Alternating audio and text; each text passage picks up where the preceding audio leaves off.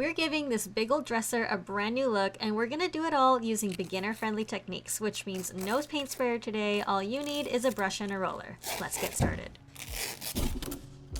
What's branded?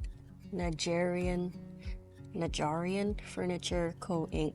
I'm starting off by taking off the old handles, and this way it'll be easier to clean all the drawers.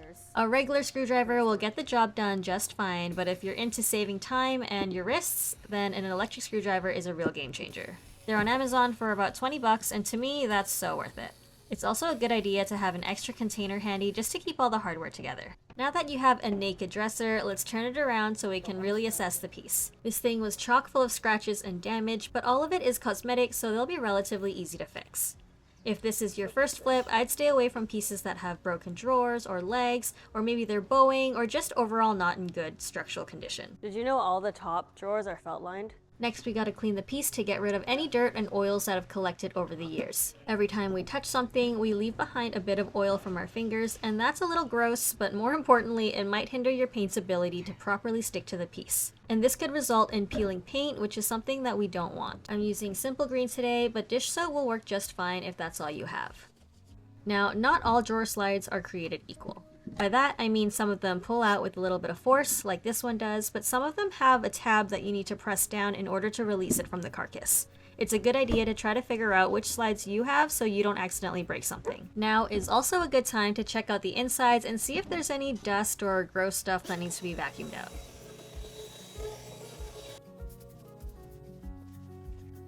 Okay, so now we can move on to the next stage of prep, which is scuff sanding. So this is done to create little scratches that in turn increase the surface area of the piece, making it easier for the paint to stick to.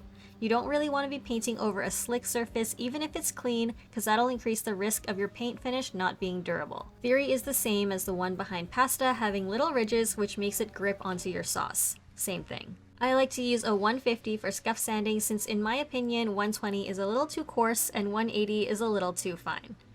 After all the surfaces and you are thoroughly covered in a layer of dust, we can move on to filling all that damage. I'll be using Bondo today, which is actually a car filler, so it's really strong and it's great for big damage and hardware holes. I'm planning to change out these hardware, so this is perfect for me. It comes in two parts, this creamy gray part and then the blue hardener. The gray stuff won't start hardening until you add the blue stuff, and from there you only have about a 15-minute window before it's completely set, so you kinda gotta hustle with it. For the smaller damage, I use a designated wood filler.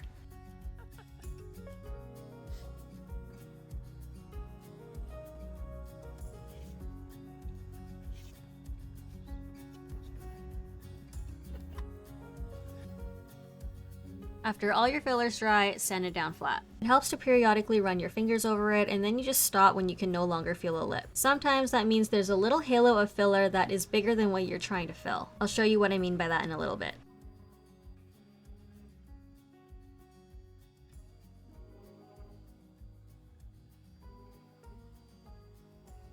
So now when you've got everything sanded flat, we can move on to the fun part, painting. So today we'll be using Sico 360, which is their cabinet line in the color black. What makes this paint kind of special is that it's got oil-based properties suspended in a water-based formula. So that means a really durable, hard finish with the easy cleanup of water-based products.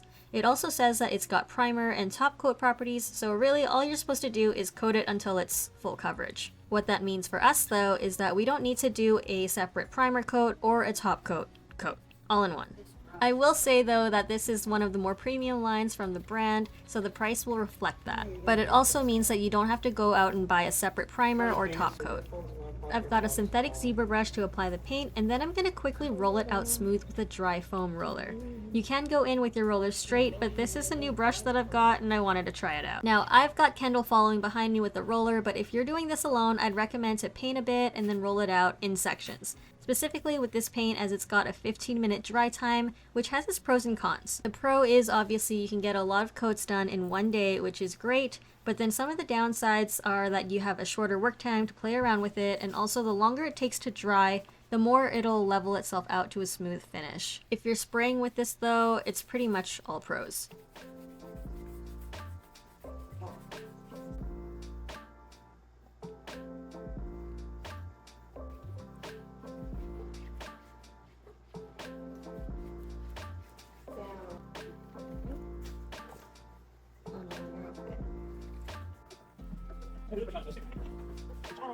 Again, on a big surface like the top and the sides, I like to do it in sections to make sure it's properly rolled out before I move on.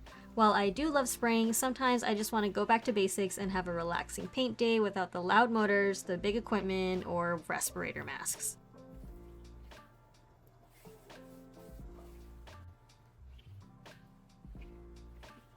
A bit later in the video, we're going to put in a really fun addition that I'm super excited about, and I think you guys will really enjoy it too.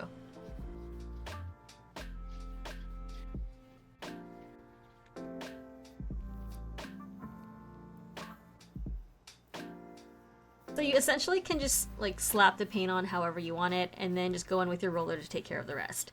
The first couple rolls you can kind of go crazy, just spread it all over, but for the last like covering of the roller, go from edge to edge in one long roll, just like Kendall's doing, to eliminate any roller marks. The last and most important thing you can do after that is to leave it. Even if you're seeing something funky happening, try to fight your urge to go back over it and just let it dry, because you can fix it on the next coat.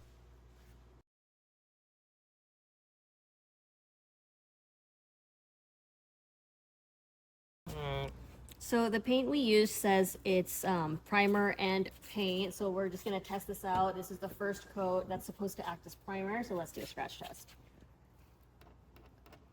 Oh, okay. That's not bad, I guess. That's really good. You're going really hard. Okay. I was going really hard with my nail, and even my toughest designated primers would scratch under that abuse. Inevitably, you'll probably find more dings after that first coat, so we'll fix those up now. More right there. Mm-hmm.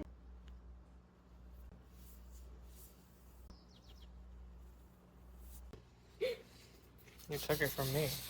I was using it the whole time. Halo.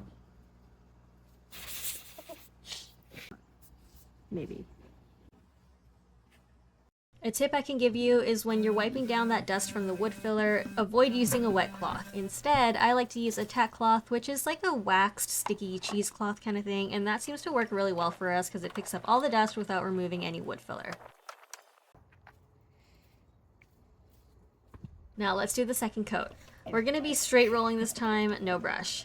This is probably the fastest way of manual application, and it's perfect for this project since all the surfaces are flat. On green.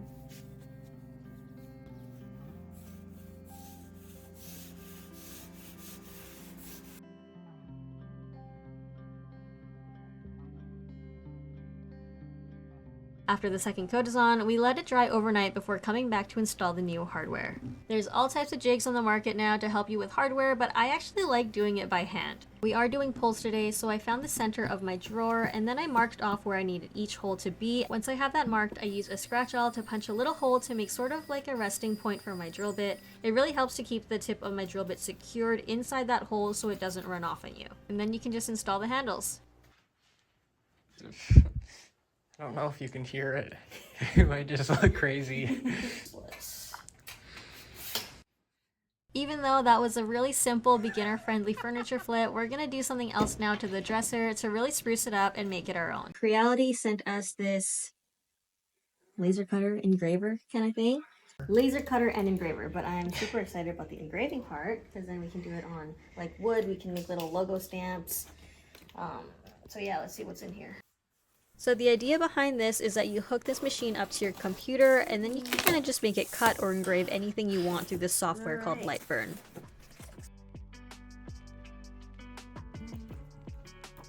Okay, yeah. It's so snug in here. Here we go. These are the parts I wanted.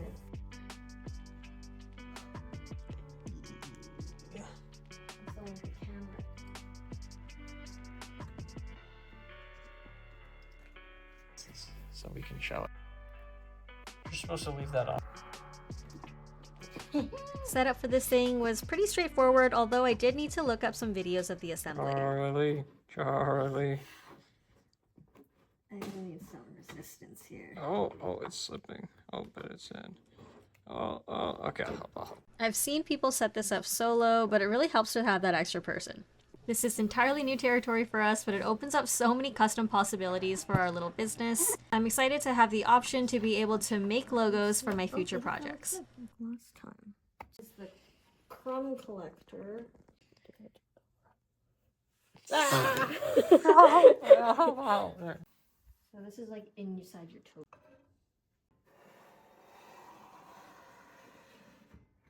That looks right.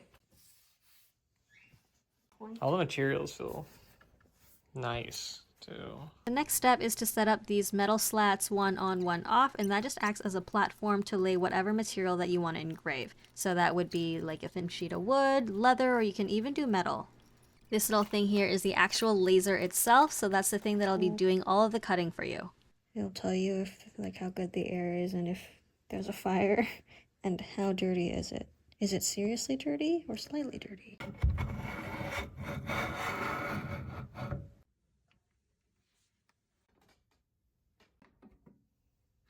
All right, what are we gonna do? Let's take it off. This one's kind of ugly. I don't think we're supposed to take this film off, but we're just itching to take it off. So, oh, there it goes.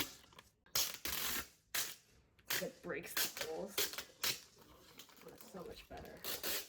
I think we're gonna leave the ones on top on though. Yeah, that's nice.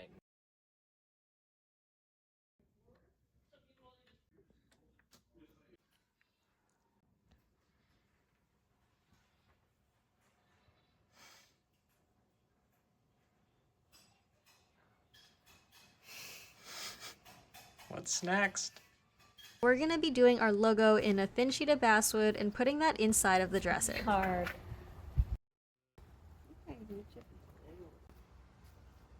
The next step is to hook everything up and begin the calibration process. They give you this depth gauge thing to offset the laser from the thickness of your material. I'm using a 2mm thick sheet here, so I'm using the tallest one. Before we can actually do any engraving or cutting though, we do have to make sure that the camera and the alignment are all calibrated. So we did that by moving this dotted piece of paper up, down, and all around, and then the software kind of gives you a score based on how well it can see the pattern. Right when we were finally ready to engrave our logo, we couldn't figure out why the program wasn't detecting our machine until we did. Okay, we got it working.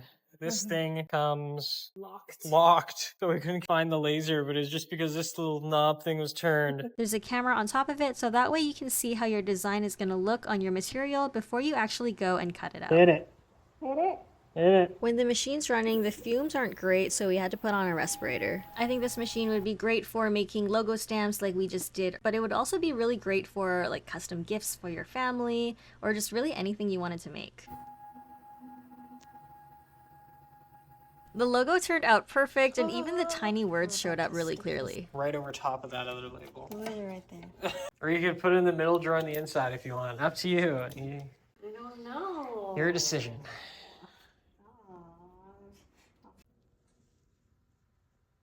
That's enough. That's